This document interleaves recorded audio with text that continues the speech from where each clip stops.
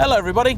Last year I was lucky enough to be invited to the launch of the Toyota GR Yaris, and that car seems to have been a runaway success for the brand. It got rave reviews from pretty much all and sundry, and waiting lists for one here in the UK are now about a year. In that review I said it was a very good car, but I didn't think it was actually going to sell that well.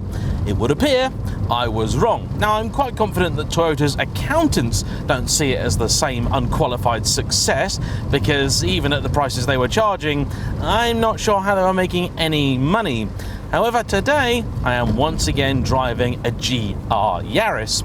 As you've probably guessed, this is not it, because what we're doing today is answering an important question.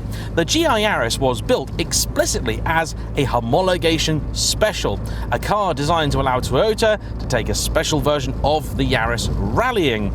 Now, the way rally rules work now mean that very few manufacturers would ever bother doing such a thing, but Toyota are lucky enough to have a chairman, Akio Toyoda, who loves his motorsport so much he was willing to kind of set aside financial concerns and do what he really wanted to. So fair play to you, sir.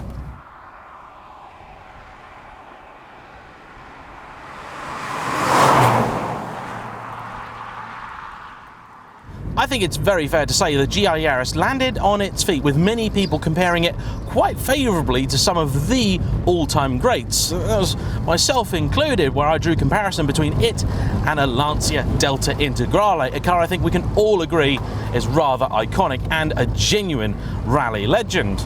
As it happens, because of stuff, the GR Yaris may never actually get to rally. Now, the last I heard, the rules were still sort of up in the air, and there might be a version of the GR that will compete in the next year or so, but nothing seems to be certain. However, the car is here with us anyway, and so I thought it'd be really good to take this opportunity to compare it with a genuine icon, the aforementioned Delta Integrale. I am back over in the beautiful English countryside, and courtesy of our good friend Ben, who's on Instagram here, please give him a follow, and I've decided to take his Integrale out and compare it with his GR Yaris. See, he's another one of the people that agreed fully the GR Yaris was a fantastic thing, but I wanted to see if the GR Yaris can really hold its own compared to a car whose place in the history books was assured long ago.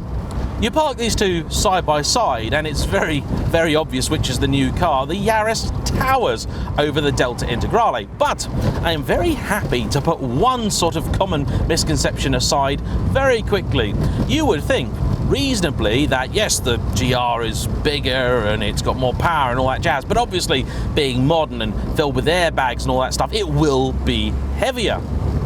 Not true. It is in fact about 40 kilos lighter than this. That's magic.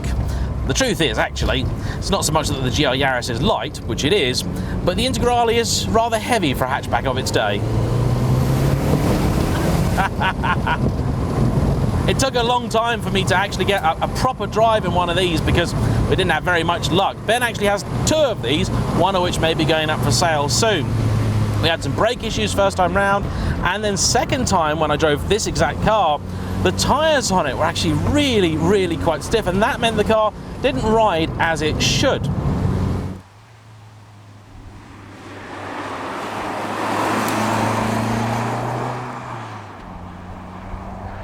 Now, part of the reason that the Integrale is so special is because of its success in competition, and unfortunately that might be something that the Yaris can just never replicate. However, it does come from a long line of highly successful rally cars, the Celicas, of which I own an example. And to any Americans out there sharpening their keyboards, yes, Celica is how pretty much every British person has ever pronounced that name. I've never met a person from these sainted shores who's called it a Celica. So deal with it. This is a very old school car to drive. Boost doesn't come in until about 3,000 RPM, but when it does, there's quite a bit of it. They claim only about 215 horsepower for this, but it gets moving and you start to think that that might be a rather pessimistic number. In truth, it's only when you really start to press on that the Integrale makes even the slightest amount of sense.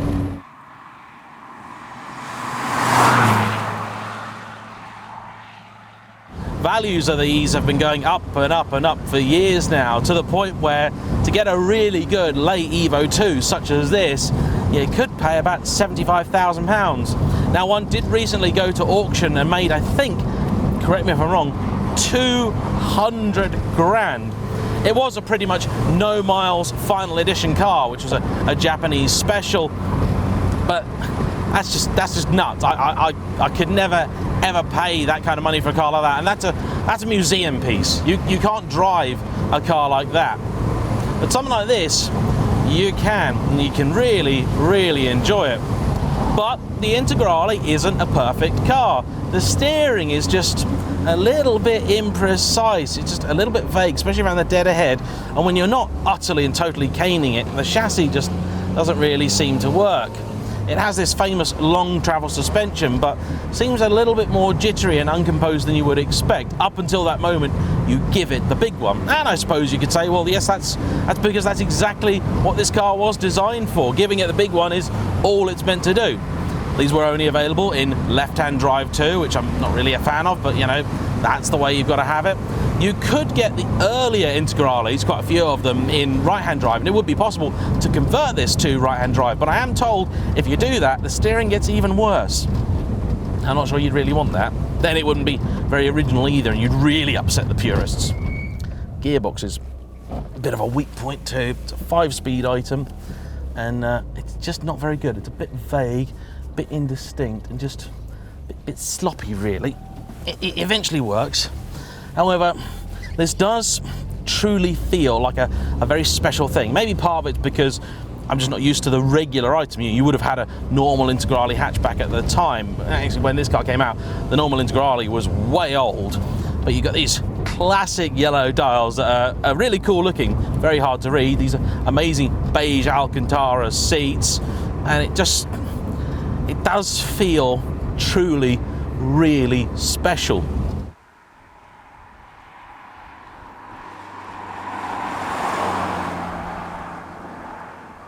It's one thing to draw comparisons months apart on different roads in different weather, but it's quite another to drive two cars on the same roads at the same time. So let's hop out of the Integrale and into the Yaris, and then we'll really, truly know whether it deserves the praise that has been heaped upon it.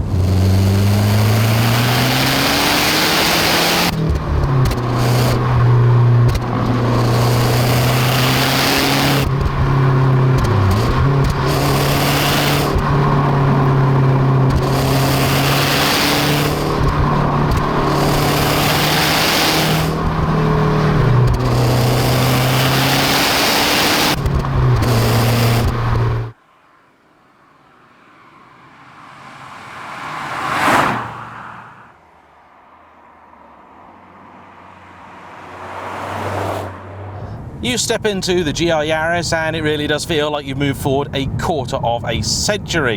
You have a great big screen up here, and there are also some unfortunate things like the fact you have to turn off lane keep assist every single time you get into the car. It's such an annoyance that when I did the press launch of these, that was actually the very first thing Toyota told me how to do. They said when you get in the car, so push this little button up here for 5 seconds and all the lane keep assist stuff will go away.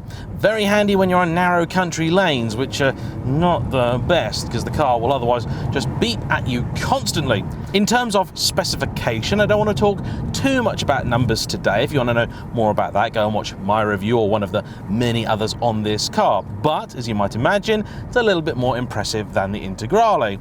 This car achieves 260 horsepower from its 1.6 litre 3-cylinder. So that's up on the 215 horses of the Integrale, which it makes from a 2-litre 4-pot. Unsurprising really, considering how much time has passed between them. And there are already tuning companies out there who are getting even more power out of this car. It is, I believe, still the most powerful 3-cylinder in production. I know people will be quick to point out that there is a thing called the Koenigsegg Gemera, but the last time I checked, they hadn't really built any yet, so it wasn't considered to be in production. Like the Lancia though, this is a car with some flaws. As is the case with many a rally homologation special, the interior is a little bit lackluster. And in that way, it's exactly the same as my Subaru, my Celica GT4, and pretty much every other rally car special that I've ever driven. There's no real point in making them that fancy, and to be honest, the Japanese in general didn't ever bother that much with special interiors. The rest of the car though is an engineering masterpiece, and in many ways I think a lot more special than the Integrale, because that was based on a sort of pre-existing car. Whereas this is a more or less ground up thing. Yes, it's called the Yaris, but in all honesty, I think the only reason it's called the Yaris is so that the marketing bods at Toyota would sign it off, because it'll probably help sales of the regular car. In truth, it shares very few components with the regular car. There are some faults that really do irk me. For example, this wing mirror feels like it's taking up half of your view. The seats are about 2 inches too high, and the interior is just a bit more plain than I think it could be. Being a modern car, you also have some adjustability, which you don't in the old one. You've got a little dial down here to change your driving modes. So you have normal, sport, and track. What that's changing is the distribution of torque. So by default, it's about 60% front. In track mode, it's 50-50, and that's how I'm going to be driving it today. And in sport mode, it's 70% rear biased. And when you push on, that rear really does come alive. This is no sort of marketing mode, it's the real deal. You look up all the things Toyota did to build this car, and it's a phenomenal piece of engineering. You will start to wonder how, even at £33,000, they made any money from it. I did actually ask people at Toyota if they made money on these cars, and they sort of looked at me a bit sheepishly. In my review, I said that it was, generally speaking, a brilliant car, but I didn't think it would sell. I was, as it turns out, 50% wrong.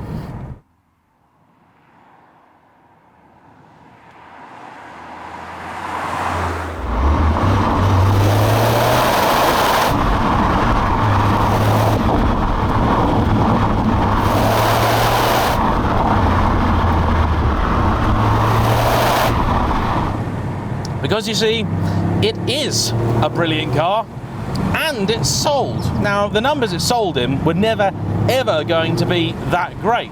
Toyota's original allocation for the first year was about 600 units, and its second was 1,000. In total, I believe they needed to shift about 25,000 of this body style in order to homologate the car. And in Japan, there was a sort of lower performance front-wheel drive version of this body style that you could buy, and that probably helped pack out the numbers. The rest of the world, I don't think was ever going to get that. Everything about this car, you can tell, was designed by people that just really love driving. The steering at low speeds has a lot of promise, but it just never quite delivers. It doesn't come alive as you start to press on, and that's a shame. But the rest of the chassis is so communicative that you really can push on with this car. And everyone I know who's driven one or who's owned one has said it's one of the cars they feel most comfortable going quick in. I can see that completely. The engine is an absolute firecracker too, so responsive from absolutely nothing. You'd expect it to be really boosty in much the same way that the Lancia is. Just not the case. And a few minutes down the road and you've suddenly forgotten about all of the cheap plastics in here, the cramped rear seats and the fairly small boot. Nothing matters when you're behind the wheel of a GR Yaris. Even the far too elevated driving position actually begins to help you a little bit because you can see down the road just that little bit better. I'd prefer to sit lower, I'd feel a little bit more comfortable and I'd get slightly better visibility, but it's not a deal breaker, or evidently hasn't been a deal breaker for enough people. I figured in my first review, bearing in mind I drove that car before I knew what anyone else thought about it, and I figured that it would be that sort of car that everyone looks at and goes, yeah, I would have one of those, but you know, a Civic Type R has more power, it's practically just as quick, and it also has loads of room in the back seat and the boot, so I thought they would just struggle to shift these. Not the case at all.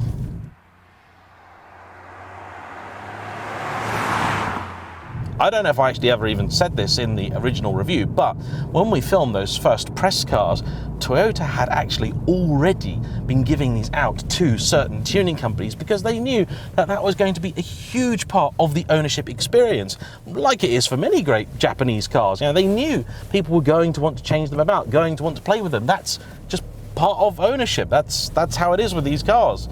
Toyota did make one mistake here in the UK with the GR Yaris. There were 3 ways you could buy this car. You could get the regular one at 30,000 quid. You could get the circuit pack, which is this, and that's what most people had, about 33 grand. You could also get the convenience pack, which is similarly priced.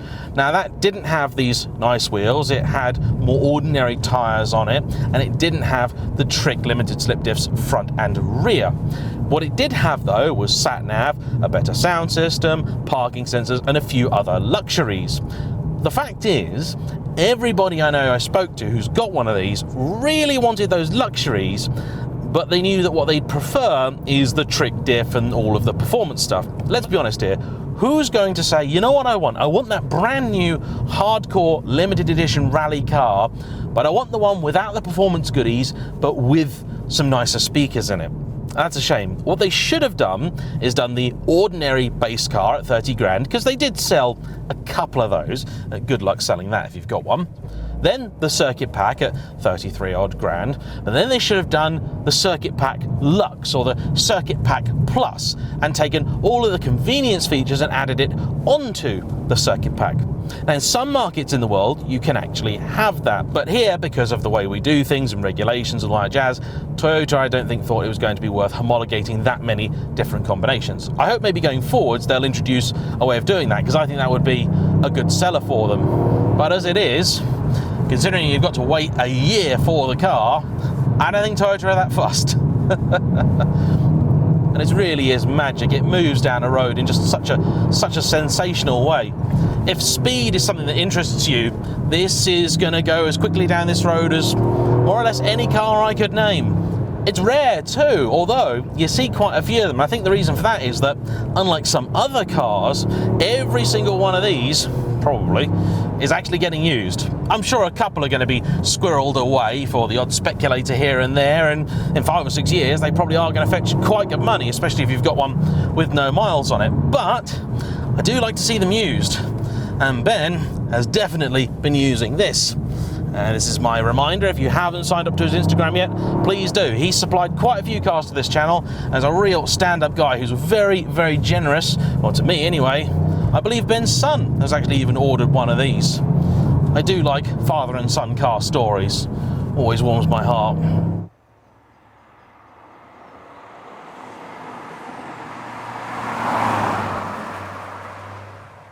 The one thing this is not helping is the fact that I haven't seen my GT4 for over a year now, and I know it's getting close to coming back, and I'm so desperate for it because it is a very, very special thing.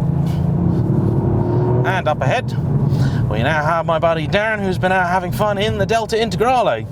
So, probably a good time as any to draw a conclusion. Is this as special as the Delta Integrale? Well, to drive, yeah, it's much better, much more exciting, I think a little bit more involving, easier to drive. It's very, very nice.